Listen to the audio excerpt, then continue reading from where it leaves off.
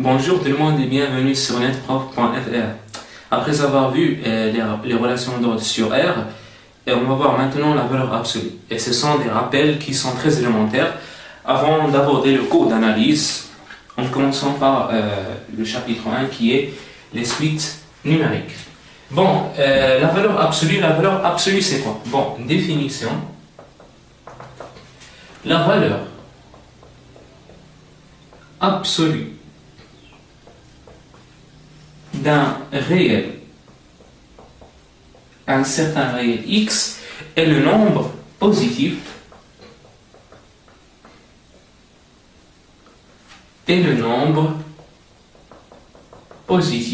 x qui est noté. Donc, noté x, ces deux barres-là. Donc, ça est la valeur absolue de x. X en valeur absolue. Donc, il s'agit d'un nombre positif. Donc, la valeur absolue est toujours positive. Donc, noté par est défini par, bon, x en valeur absolue est égal à x, est égal à moins x, est égal à x si x est supérieur ou égal à 0, moins x si x est inférieur ou égal à 0. Bon, la valeur, on peut dire que la valeur absolue, c'est par exemple, je fais 3 pas là. Je vais 3 pas. Si je reviens, je fais aussi 3 pas. Bon, la valeur absolue, c'est quand on veut par exemple donner des distances, les distances sont tous positives. Donc la valeur absolue, c'est comme de la distance. C'est pour cette raison, si x est inférieur à 0, ça veut dire, bon, j'ai là 0, bon, voilà moins 3. X est égal à moins 3. Bon, si je veux x en valeur absolue, c'est moins x. Moins 3 qui est égal à 3. Donc, moins 3 en valeur absolue, c'est 3. Donc, en fait, c'est toujours positif. J'espère que ce point est bien clair. Et bien sûr, si c'est 0 égale à 3, bon, 3 en valeur absolue, c'est 3. C'est quelque chose de positif, donc positif. Ok? Puisque si je pars, donc 0 là et 3.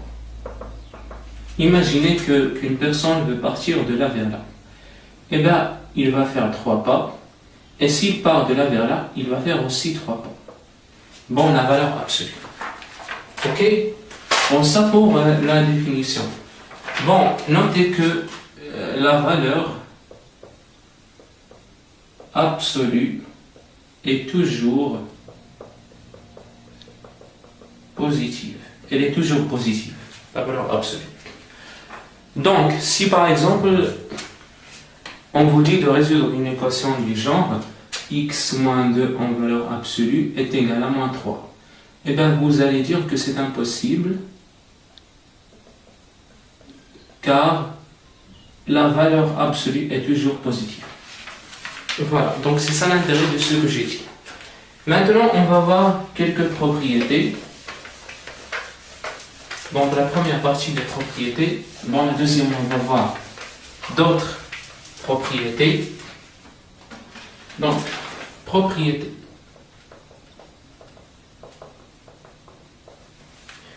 Première propriété qu'on va voir, c'est que, bon, notez que, comme j'ai dit, x en valeur absolue est toujours, ça c'est toujours supérieur ou égal à 0.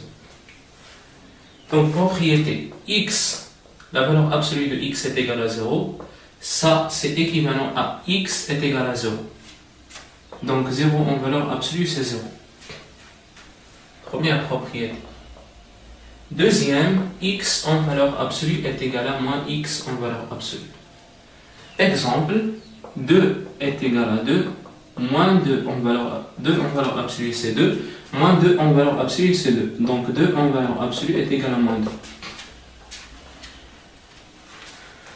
X à la puissance n fois y à la puissance n, c'est la valeur absolue de x à la puissance n fois la valeur absolue de y à la puissance n.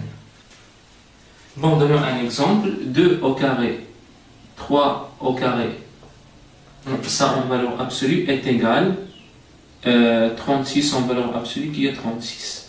2 au carré, donc on va 2, la valeur absolue de 2 au carré fois la valeur absolue de 3 au carré. 2, donc ça c'est 4 au carré fois 3 au carré. Pardon, c'est 2 au carré, donc bon, ça c'est 4. Et puis là, c'est 9, qui est égal à 36. Donc c'est juste.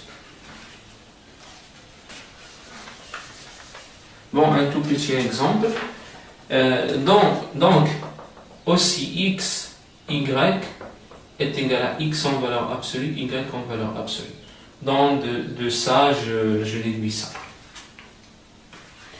Et puis, la division maintenant, le rapport, donc x sur y est égal à x en valeur absolue sur y en valeur absolue.